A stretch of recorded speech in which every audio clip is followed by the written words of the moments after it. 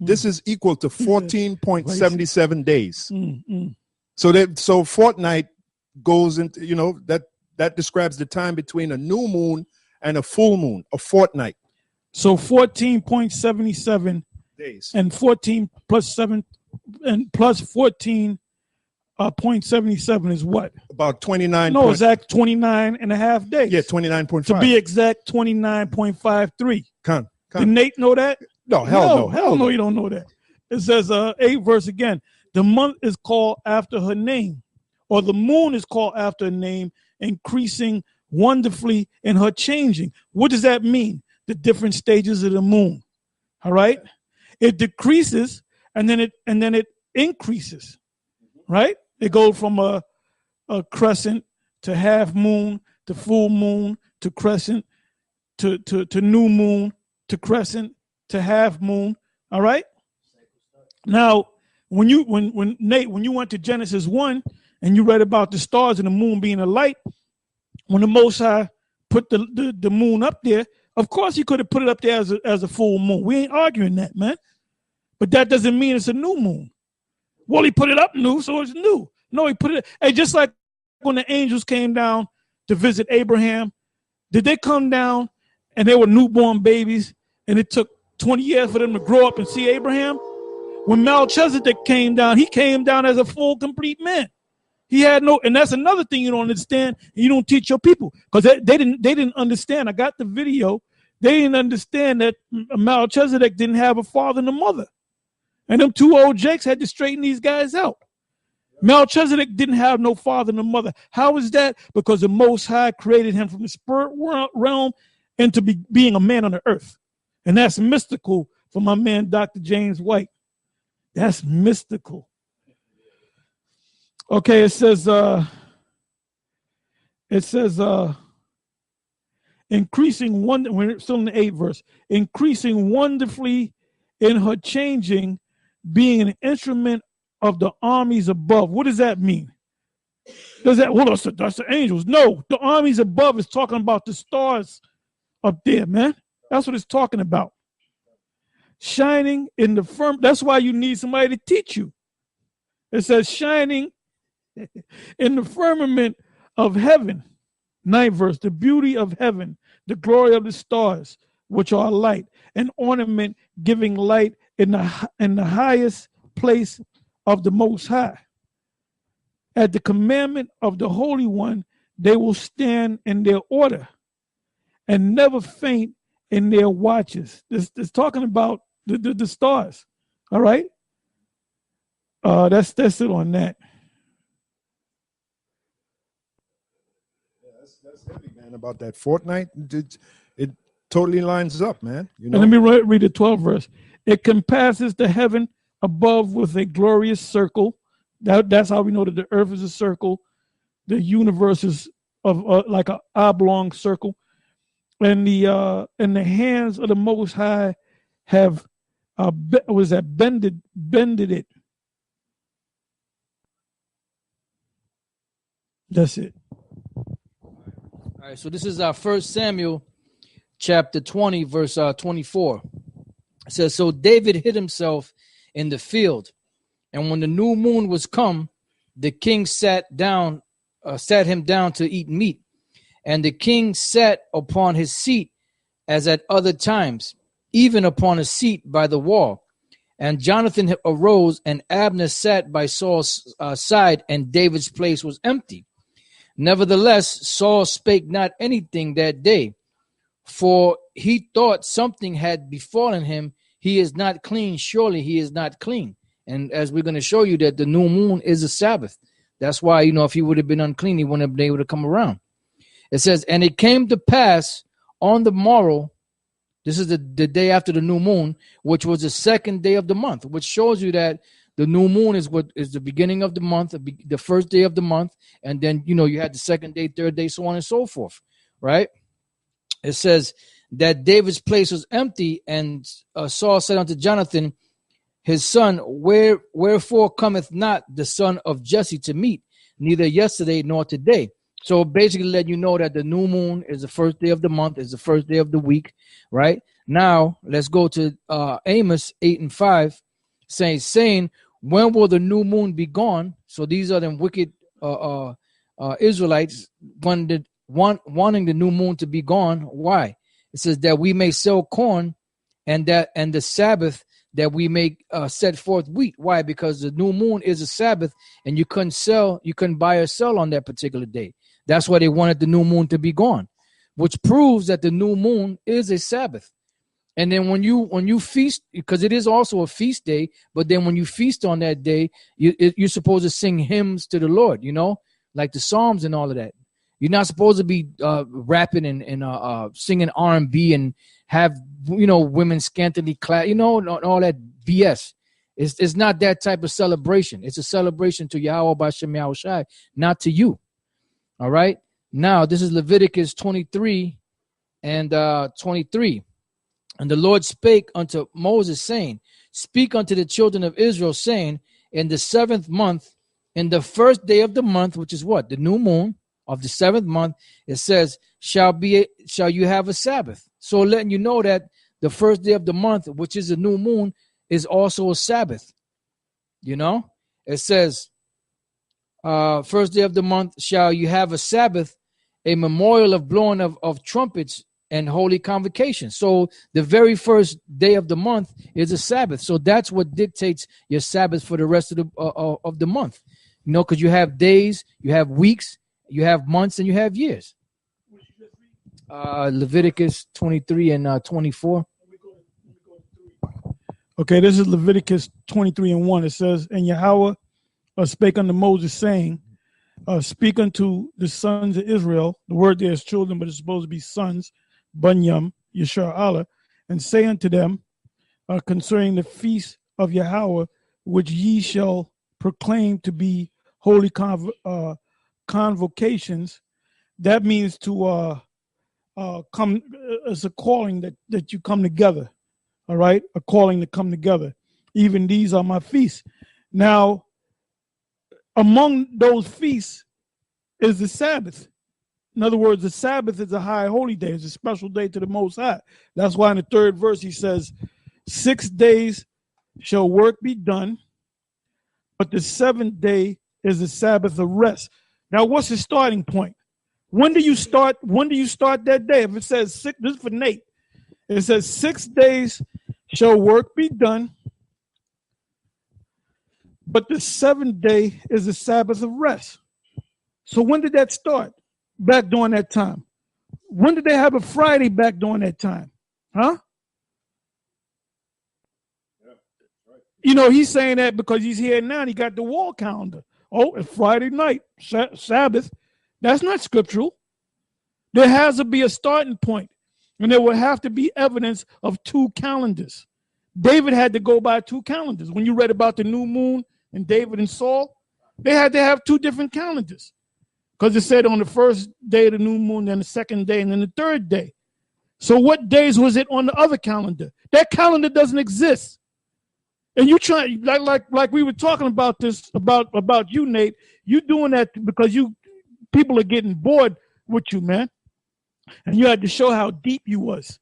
Because you had that chest-eye cat smile on your face, like you found something deep. And Uncle Ben next to you, he going to ride with you wherever you go. Oh, Uncle Ben. Let me read that again. 6 days shall work be done, but the 7th day is the Sabbath. So how do you establish when does the 6-day period start? Did Moses have a wall calendar?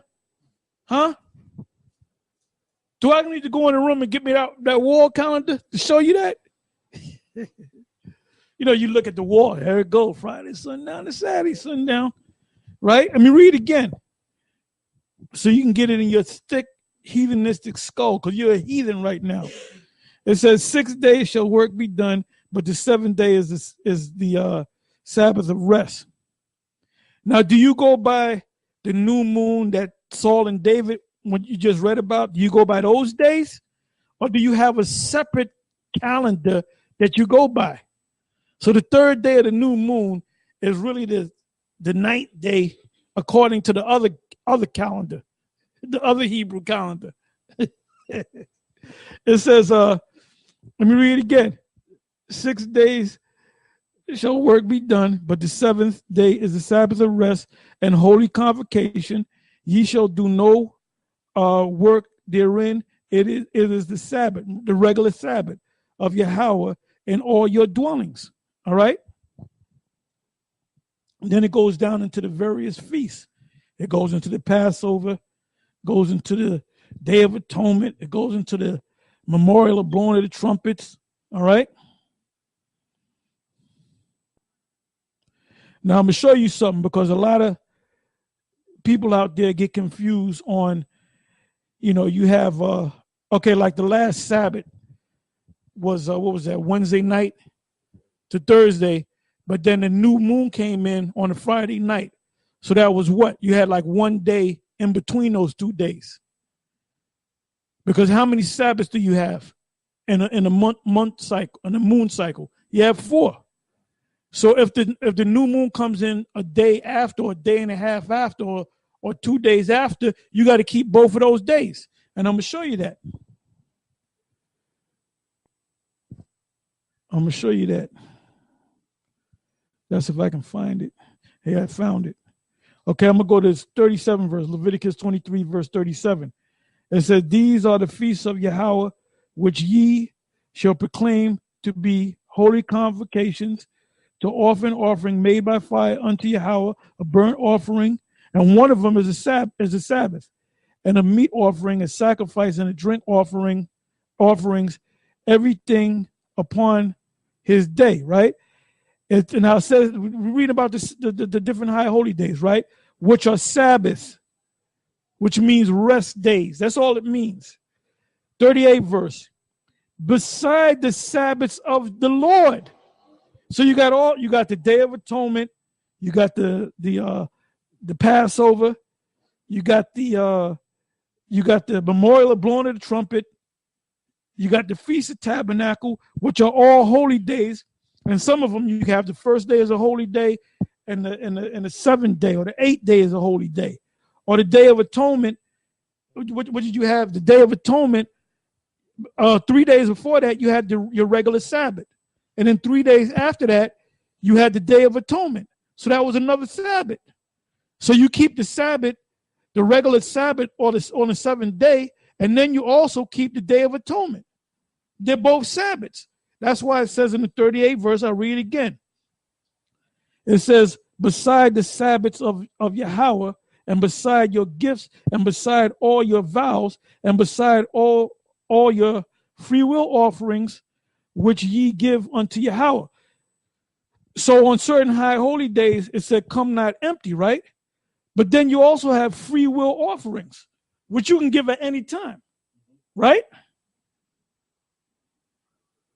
And your gifts, when you can give at any time. But there's certain days where on certain days, three days out of the year, you had to come not empty-handed.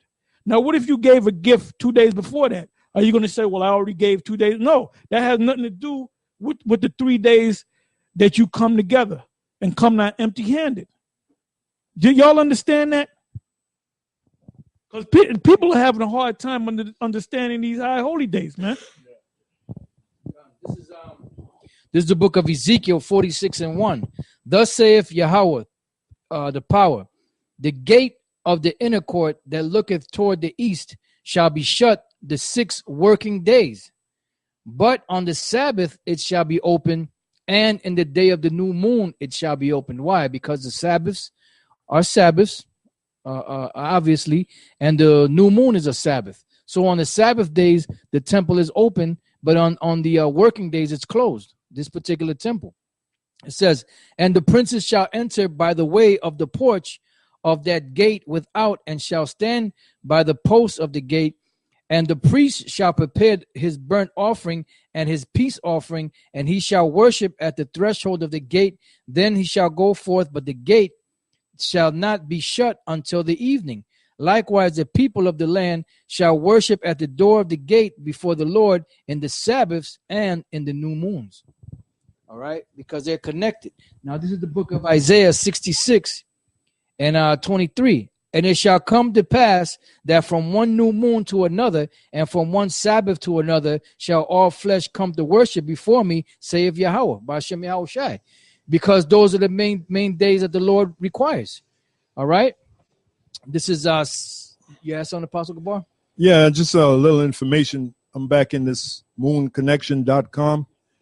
It says a new moon brings with it the sense of calmness. In this moon cycle, people's emotions get back to normal. Their determination, because we know the moon affects the tide, and our bodies are made up out of what? They're made up out of water. That's why on a full moon, people, they go loco, man. You know, you had to say it's a full moon out tonight, and people are acting crazy. They even say that here. They say, let me see. It says the moon cycle can affect the way we feel about things.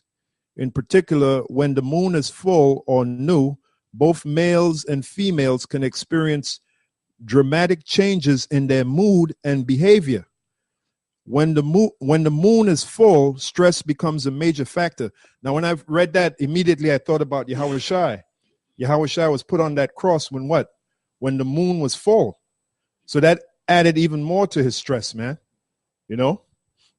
It says, when the moon is full, stress becomes a major factor and people become more sensitive to details. All right. And then as you read on, it says, when the moon brings with it, a new moon brings with it a sense of calmness. So here you go from calm, and that's balance right there. You go from calm to being excited, then back to calm again. So it seems like the moon is regulating a lot more than just the days and the years. The moon is pretty much regulating a lot of things, man. People's emotions, you know. It also regulates the tide. You know, you have the ebb and flow. You know, at full moon you have high tide. At new moon you have low tide. You know, so that moon is pretty. It's a heavy creation, man. You know, there's a lot more to it. Yeah, you got it. That's right. All right, this is 2 Kings chapter 4 and verse 20. I started. See what you learn when you come to, a great millstone through the spirit and power of Yahweh B'Hashem Yahweh Shai. Them other camps, they ain't gonna teach like that. You know, they can't. Yeah, this is the story of the woman that had a husband. I believe this is she would put Elisha up, and he promised her a child, and then when she got pregnant and had the child died, right? And this is what she wanted to go inquire of Elisha. So this is the situation. This is 2 Kings 4 and 18. And when the child was grown, it fell on a day that he went out to his father to the reapers, and he said unto his father, my head, and he said to the lad, carry him to his mother. And when he had taken him and brought him to his mother, he sat on her knees till noon and then died. And she went up and laid him on the bed of the man of the Most High and shut the door upon him and went out. And she called unto her husband and said, send me, I pray thee, one of the young men and one of the asses that I may run to the man of the Most High and come again. And he said, wherefore wilt thou go to him today? It is neither new moon nor Sabbath. And she said, it will be well. Okay. So this letting you know that anytime you read about the new moons and the Sabbath, they're always connected together. You know, no matter what situation, whether you're going to the temple to worship or whether you going to see a man of the Lord or whether you unclean, by reason maybe of a dead body or whatever the case is, and you can't attend a particular event, on the new moon. And this is you have something, Apostle Gabar? Yeah, I wanted to make a comment. The new moon is what? The first day of the month, right? Well, everything that's the first belongs to who? Yahweh B'Hashem Yahweh Shai. Even the days, man, the days of the month. And that goes back to the law. Okay, what is that? Exodus? It would make sense that the first day of the month, which is the new moon, would be a hallowed day, because it's separated unto the Lord, and it goes back to the law.